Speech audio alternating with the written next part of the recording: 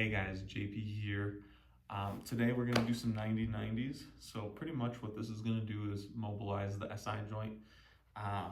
So as you can see here, my legs are at a nice 90-degree angle, more or less, okay? And all we're gonna do is we're gonna lay back and then we're going to get both of our knees touching the floor, okay? Or as close to it as we can, okay? So what that's gonna look like is something like this. Really let those knees get as low to the ground as possible.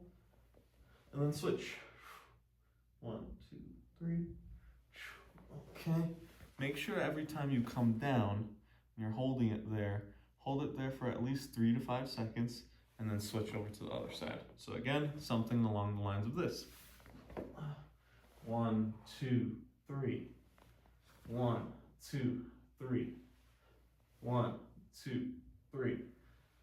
Pushing the knees into the floor, both of them, as much as you can.